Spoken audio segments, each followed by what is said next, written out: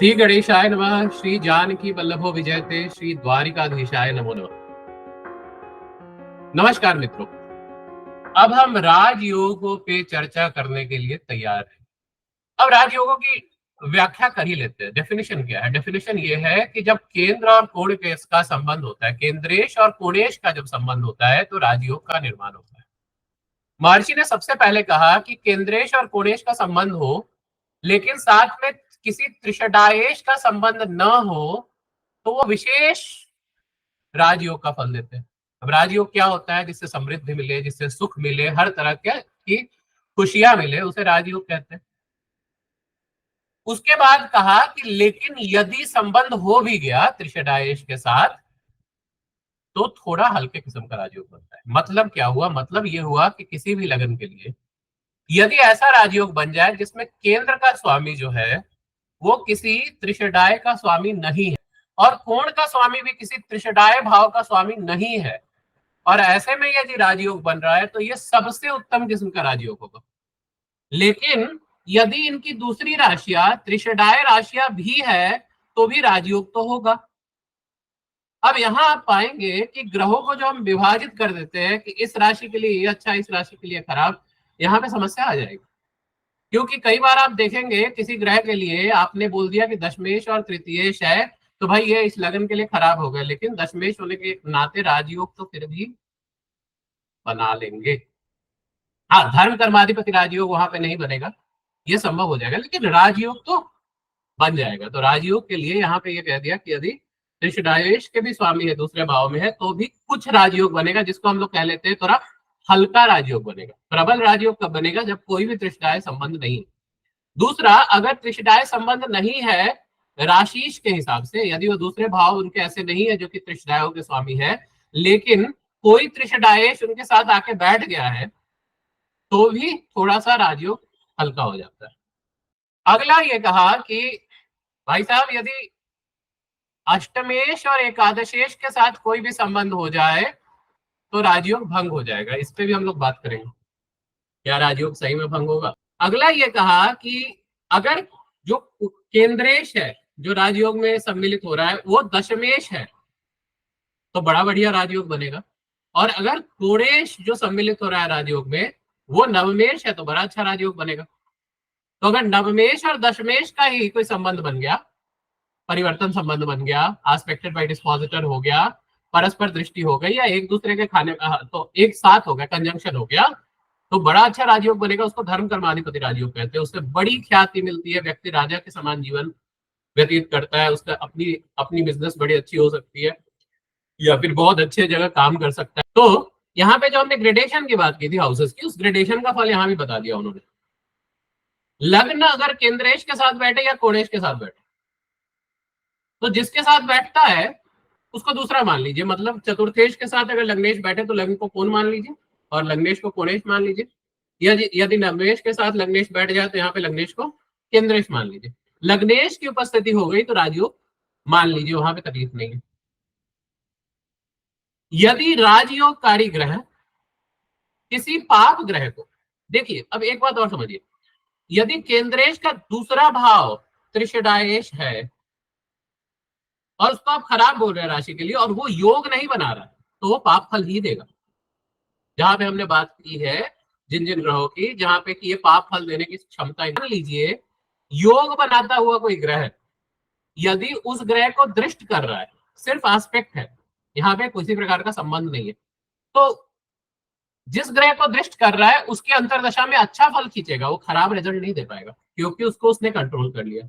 इसी तरह पाप ग्रहों के बारे में, यदि पाप ग्रह हो गए और उन्होंने किसी ग्रह को ऐसे ही खींच लिया, संबंध अच्छा खींच लिया, तो उस चाहे ये ग्रह शुभ हो जिसको इसने कंट्रोल किया है, पापी ग्रह की महादशा के अंदर ये शुभ ग्रह अपना अंतरदशा खराब ही देगा।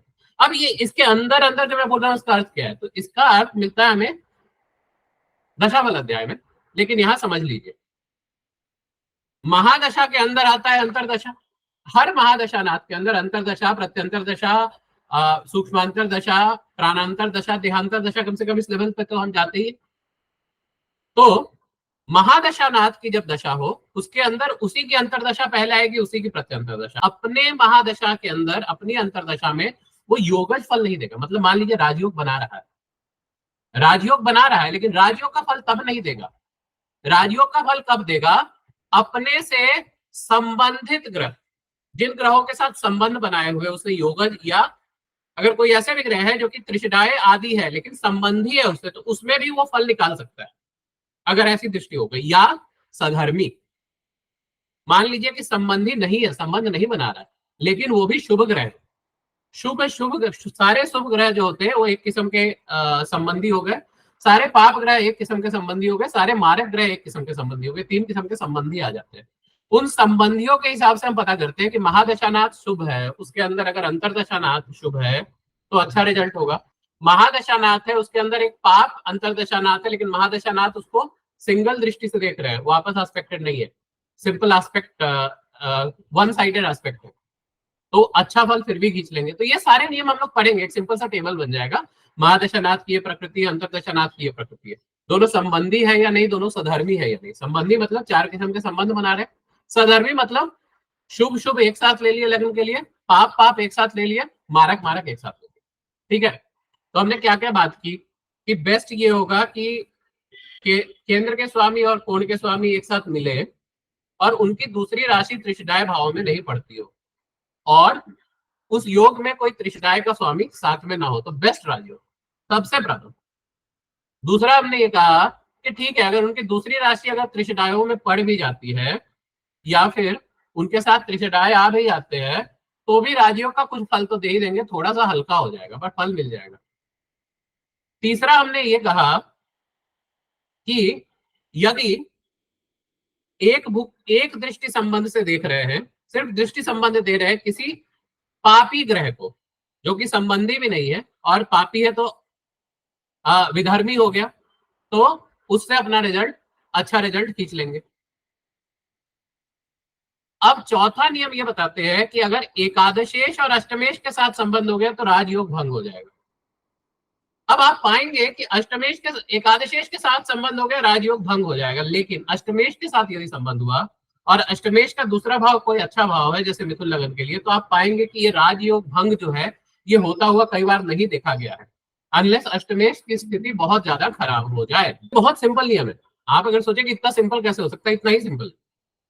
एक्चुअली पाराशरी एस्ट्रोलॉजी बहुत सिंपल है, क्योंकि वो एकदम सिंपल एल्गोरिथम आपको बता देता है, उसके हिसाब से आपको चलना है। अगर आप उसको कॉम्प्लिकेट करते जाएंगे तो उतना ही कॉम्प्लिकेट होता जाएगा, लेकिन जब तक आप उसको सिंपल रखने की कोशिश करेंगे तब तक वो आपका काम कर देगा।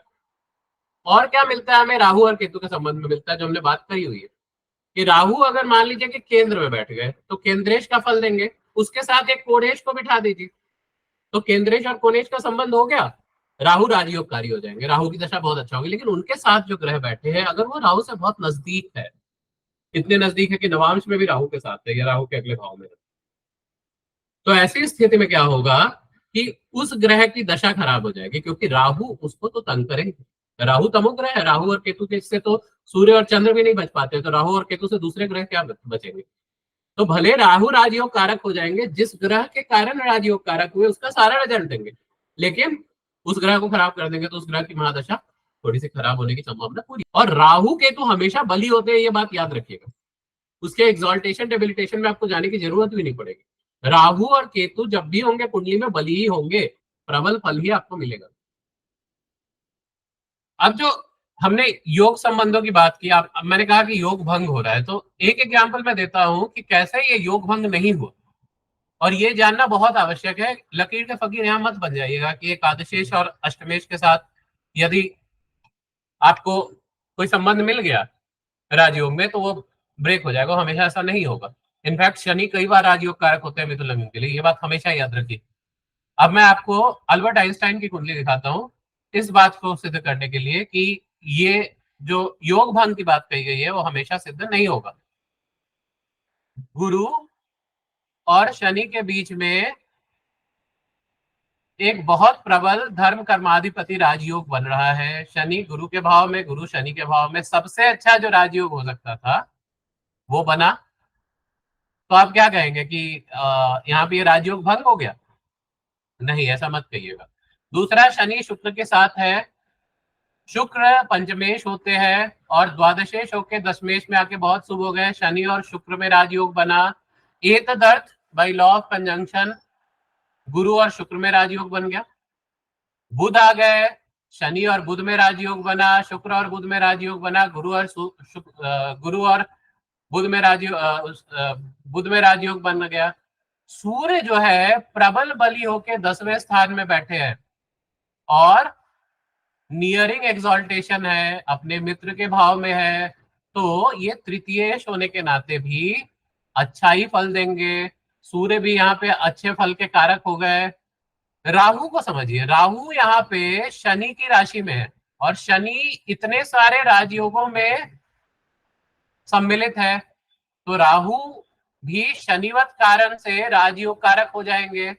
इनके साथ मंगल है जो एकादशेश है। अब यहाँ पे क्या मंगल राहु का राजयोग छीनने की क्षमता रखते हैं? नहीं। अब मंगल के साथ यदि देखिए तो नवांश में शुक्र के साथ इनका कॉम्बिनेशन हो गया है और ये भाग्यांश में चले गए। पहले तो मंगल थोड़ा यहां सुधर गए। दूसरा, राहु इतने बली है और राहु शनि के साथ रहने से राहु एक विशिष्ट किस्म का इनको स्पिरिचुअल एंड जिसको आर्किटेक्चरल पावर कहते हैं, साइंटिफिक एप्टीट्यूड देते हैं। इनका अष्टम भाव प्रबल बली हो गए क्योंकि शनि इतने सारे राजयोगों में यहाँ पे इन्वॉल्व है। अष्टम भाव प्रबल बली हो गए। दूसरा, राहु भाव सूचक नवांश में एकादश भाव में चले गए, बहुत अच्छी स्थिति में चले गए नवांश में। मेष के नवांश में राहु बहुत अच्छे हो जाते हैं अगर अच्छे भाव में बैठ जाए तो भाव सूचक नवांश में एकादश में राहु भी अच्छे हो गए। अब इनकी दशाएं देखिए, शुक्र तो राजयोगकारी है ही, शुक्र और राहु की दशा आई तो सबसे पहला इनका मेजर रिसर्च पब्लिश हुआ, ब्राउनियन मोशन पे, आई थिंक 1905 के आसपास पब्लिश हुआ था। And his work continued in Jupiter और सैटर्न। शनि की दशा में भी इन्होंने बहुत अच्छे पेपर्स लिखे। कहाँ राजयोग भंग हुआ? जितना मिलना था मिलता गया। इनफैक्ट अगर इनके जीवन में थोड़ी कमी आनी शुरू हुई तो केतु की दशा से कमी आनी शुरू हुई और फिर सूर्य की दशा में इनको थोड़ी, चंद्र की दशा में इनको थोड़ी तकलीफ ज्यादा हुई। चंद्र यहाँ पे द्वितीय होकर छठे भाव में आ गए, इनके शत्रु वगैरह बहुत इनके पीछे पड़ गए। हिटलर इनके पीछे पड़ गया, नाजीज पीछे पड़ गए, इनको फिर स्थान परिवर्तन करना पड़ा। मंगल की दशा में इनकी दुर्गति हुई, इनको मंगल ने थोड़ा एकांतवास में डाल दिया। खैर वो बाकी चर्चाएं हम बाद में कर लेंगे, बट मैं यहाँ जो आपको बता रहा था कि ये जो राजयोग भंग होने की बात कही गई है वो राजयोग भंग नहीं हुआ। इनफैक्ट राहु ने राजयोग का फल दे दिया एकादशेश के साथ होकर भी। व्हाट इज द पॉइंट, मैं ये क्यों बता रहा हूँ? द पॉइंट इज कि अष्टमेश और एकादशेश से राजयोग भंग होने वाली बात, please take it liberally, don't take it literally. इसको लिटरली मत लीजिए, लिबरली लीजिए। गलतियां नहीं होंगी या फिर कम होंगी। चलिए अब हम थोड़ा लग्नवत देख ले। एक लग्न की विशेष चर्चा कर दूंगा और बाकी लग्नों की भी बात कर लूंगा, कौन सा ग्रह कैसे काम कर रहा है। अभी तक हम लोगों ने बहुत कहा, अब राजयोग कैसे बनाता है ये समझना भी तो आवश्यक है। कर्क लग्न यदि देखें तो कर्क लग्न के लिए लग्नेश तो चंद्र हो गए, हमेशा शुभ होंगे। द्वितीय सूर्य हो गए, तो द्वितीय कैसी स्थिति में है उसके हिसाब से काम करेंगे, ठीक है। सो द्वितीय को मैंने यहाँ कंडीशनल लिख दिया है। अब तृतीयेश देखिए, तृतीयेश द्वादशेश भी है। तृतीयेश होने के नाते खराब हो जाते हैं, लेकिन द्वादशेश होने के नाते अगर केंद्र या कोण में बैठ गए तो अच्छा फल देने में समर्थ हो जाएंगे। तो यहाँ पे बुध को अच्छा फल देने के लिए थोड़ी हैवी लिफ्टिंग करनी पड़ती है, इसलिए मैंने यहाँ पे HL लिखा है। अब आगे देखिए शुक्र के लिए, तो शुक्र चतुर्थेश है और शुक्र एकादशेश है। तो शुक्र चतुर्थेश और शुक्र एकादशेश होने के नाते अक्सर राजयोग भंग कर देंगे क्योंकि एकादशेश है। लेकिन जैसा मैंने बताया था, थोड़ी सी इसको केयरफुली लीजिएगा। In some cases it can give lead to Rajyoga also. अगर मान ले कि उनकी, हम यहाँ गुरु और शुक्र, इसको अक्सर निष्फल राजयोग कह दिया जाता है, बट ये राजयोग तो बना रहा है। मान लीजिए गुरु और शुक्र का राजयोग बन रहा है और उसपे एकादशेश मंगल की एक भुक्त दृष्टि पड़ गई और एकादशेश मंगल कि अच्छे स्थान से एक मुक्त दृष्टि पड़ गई, तो ऐसी स्थिति में ये आपका काम कर देंगे, ठीक है। फिर उसके बाद आप आ जाइए तो आप देखेंगे और ये आपको हानि भी पहुंचाएंगे क्योंकि एकादशेष है, तो एकादशेष होने के नाते शुक्र अच्छा खासा हानि पहुंचा सकते हैं। अब मान लीजिए कि एकादशेष लग्न में बैठ के सप्तम को देख रहा है या एकादशेष अष्टम में बैठ के द्वितीय को देख रहा है, तो यहाँ पे ये एकादशेष शुक्र जो है वो मारक मार्केश भी हो जाएंगे और व्यक्ति को मृत्यु तुल्य कष्ट या मृत्यु तक भी दे सकते हैं। तो एकादशेष शुक्र व्यक्ति को मृत्यु तुल्य कष्ट या मृत्यु भी दे सकते हैं। मंगल देखिए राजयोग कारक हो गए, निश्चित रूप से शुभ हो गए। अब यहाँ गुरु को देख लीजिए तो ये षष्ठेश है और नवमेश है, तो इनकी स्थिति देखनी आवश्यक रहेगी। इनकी स्थिति के हिसाब से आप फायदा करेंगे। अक्सर आप बोलेंगे कि अधिकांश केस में आप पाएंगे कि अच्छा माना गया है, लेकिन बहुत ज्यादा कंडीशनल हो जाता है क्योंकि षष्ठेश भी है। अब यदि आप शनि को देख लीजिए तो शनि सप्तमेश है और यहाँ पे अष्टमेश है, तो अष्टमेश होने के नाते दूसरे का फल देंगे, तो सप्तम भाव होने से क्रूरता दस देते हैं लेकिन मारक है, तो ओवरऑल खराब हो जाते हैं। लेकिन कुछ राजयोग कारक तो फिर भी होंगे क्योंकि यहाँ पे अष्टमेश होने से इनकी राजयोग देने की प्रवृत्ति खत्म नहीं होगी, लेकिन अप्स एंड डाउन्स बहुत दे सकते हैं। और यदि इनकी शनि के साथ संबंध हो जाए, बुध के साथ खराब भाव में संबंध हो जाए, गुरु के साथ खराब भाव में संबंध हो जाए, तो ये बहुत खराब फल भी देने में समर्थ है। फिर उसके बाद मंगल की बात हमने करी, तो इस तरह से सारी बातें हो गई। अब यहाँ देख लीजिए सबसे अच्छा कौन सा योग बनेगा, एकदम अनब्लेमिश्ड हुआ है अगर चंद्र और मंगल का बन जाए या मंगल अकेला हो जाए। उसके बाद अगले लेवल के क्या बनेंगे, मंगल शनि, चंद्र शुक्र मंगल गुरु। ये दोनों जो है बहुत कम केसेस में फलित होंगे, गुरु शुक्र और गुरु शनि। इस तरह से आप सारे लग्नों के लिए बता सकते हैं। मैं सारे लग्नों के लिए राजयोगों की चर्चा नहीं करूंगा, वो कार्य आप खुद करें, लेकिन मैं सारे लग्नों के लिए आपको एक बार ये जरूर बता देता हूँ कि ग्रहों के फल कैसे होंगे। सिंह के लिए यदि आप देखें तो आप पाएंगे कि सूर्य जो है लग्नेश है, हमेशा शुभ हो गए। चंद्र द्वादशेष होने के नाते कंडीशनल हो गए, किस जगह बैठेंगे किनके साथ बैठेंगे उसके हिसाब से करेंगे। एकादशेष और द्वितीयेश, तो द्वितीयेश जो है वो जहां जाएंगे उसका अच्छा फल देंगे, लेकिन एकादशेष है तो it has to do extremely heavy lifting, strength बहुत होनी चाहिए, बहुत अच्छे एस्पेक्ट्स होने चाहिए, बहुत अच्छे संबंध में होने चाहिए, तभी बहुत अच्छा रिजल्ट देगा। 99.9% केसेस खराब रिजल्ट ही देगा। शुक्र जो है वो यहाँ पे आपके तृतीयेश हो गए और दशमेश हो गए। तृतीयेश और दशमेश होने के नाते एक जगह केंद्राधिपति दोष लग गया और एक जगह आप तृतीयेश स्वयं हो गए, शुक्र आपके खराब हो जाते हैं। राजयोग का फल दे सकते हैं अगर साथ में हो, but again extreme heavy lifting, but 99% cases like I said खराब रिजल्ट देंगे। मंगल राजयोगकारी बहुत अच्छा, ये इसकी स्थिति अच्छी मानी जाएगी क्योंकि अष्टमेश होने के नाते हम दूसरा भाव देखेंगे, पंचम है, तो गुरु की स्थिति अच्छी मानी जाएगी। शनि खराब हो जाते हैं, एक तो षष्ठेश है ऊपर से सप्तमेश मारक हो गए, शनि खराब हो जाते हैं, लेकिन राजयोगकारी फिर भी सिद्ध हो सकते हैं कुछ परिस्थितियों में। Again the caveat remains the same, that of heavy lifting. मिथुन लगन के लिए सिमिलरली आपके बुध अच्छे हो जाते हैं, स्लाइट केंद्राधिपति दोष मिलता है यहाँ पे।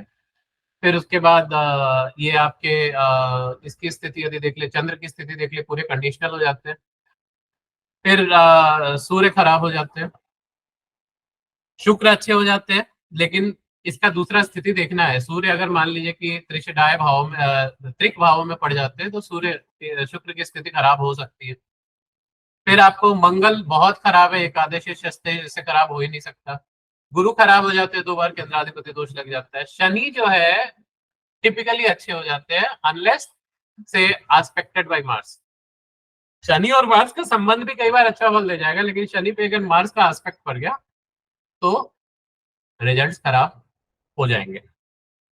कन्या के लिए सिमिलरली यहाँ पे बुध आपको अच्छे हो जाएंगे, गुरु आपके खराब हो गए, शनि जो है वो थोड़ा सा मिक्स रिजल्ट ही देते हैं यहाँ षष्ठेश होने के नाते। अष्टमेश में हमें फिर भी आसानी थी, लेकिन षष्ठेश हो जाते हैं तो मोस्टली खराब रिजल्ट देते हैं। सूर्य को कंडीशनल बना दिया, मंगल अनकंडीशनली खराब हो गए। इसी तरह आप सारे लग्नों के लिए देख सकते हैं। यहाँ पे मैं बस आपको सिंपल स्क्रीन शेयर या आप स्क्रीन शॉट इसके ले सकते हैं। मैंने यहाँ पे जो बताया, HL is for heavy lifting, C is for combust. आप ये शुक्र का लग्न हो गया, यहाँ पे चंद्र की अवस्था थोड़ी सी दयनीय हो जाती है, गुरु की अवस्था बहुत दयनीय हो जाती है। ये जो गुरु है, क्योंकि यहाँ पे आपके अष्टमेश भी और एकादशेश भी हो गए हैं। मंगल जो है वो कंडीशनल के साथ हेवी लिफ्टिंग हो जाता है, बहुत कम केसेस में मंगल अच्छा फल दे पाते हैं, only in the rarest of rare cases. लेकिन दे सकते हैं। Again you have to utilize all the rules. Why am I giving this? क्योंकि आप तुला का देख लीजिए, तुला का मैंने सारे ग्रहों के बारे में यहाँ लिख दिया है। मेष का देख लीजिए, मेष के सारे ग्रहों के बारे में ऐसे ही मैंने लिख दिया है। यहाँ पे H L as well as C, which means that conditional as well as heavy lifting. यहाँ पे कंडीशनल है, ये खराब हो जाता है, ये खराब हो जाता है। वृश्चिक की भी वही कहानी है।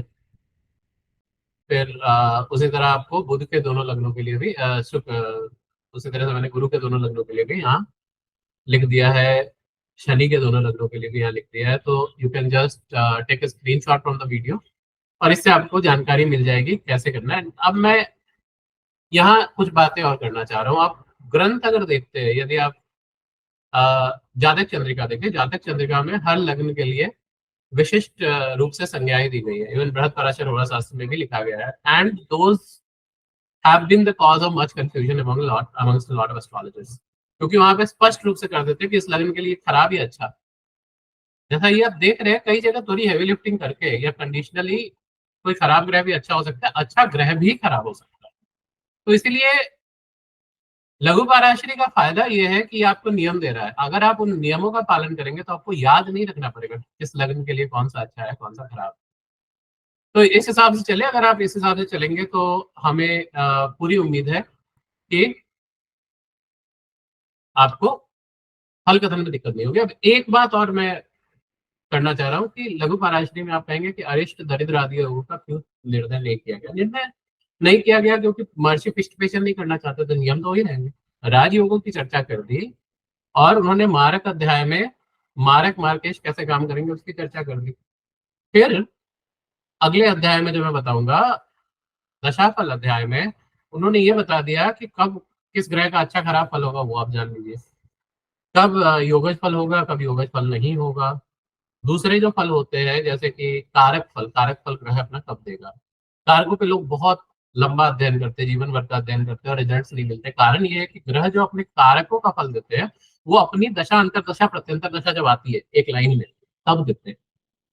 उसके अलावा मैक्सिमम वो अपना योगज फल देते हैं, सधर्मी फल देते हैं, उस हिसाब से फल देते हैं। तो उस समय जो हमें उसका फल कथन करना होता है, उसका नियम महर्षि ने बता दिया। अगर वो नियम हम समझ जाएंगे तो उसके बाद आप अरिष्ट भी बता पाएंगे, आप बंधन भी बता पाएंगे, आप अच्छे बुरे सारे योगों का निर्धारण उन नियमों के हिसाब से कर सकते हैं। इसलिए महर्षि ने यहाँ पे डिटेलिंग नहीं की। इसी के साथ हम आज का अध्याय समाप्त करते हैं। जल्दी ही हम अगले अध्याय पे आएंगे जो कि दशाफल अध्याय है। और दशाफल अध्याय के बाद लघु पराशरी में तत्व देखूंगा। उसके बाद क्या करेंगे, उसके बाद मैं भावार्थ रत्नाकर उठाऊंगा। भावार्थ रत्नाकर में कुछ बहुत सुंदर सूत्र है जिससे कि आप ग्रह लग्नों के हिसाब से कैसा फल देंगे वो कर पाएंगे।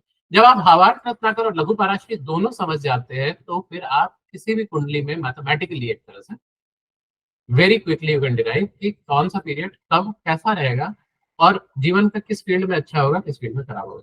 इसी के साथ आप सबसे इजाजत लेता हूँ। नमस्कार, जय श्री राम, टेक केयर।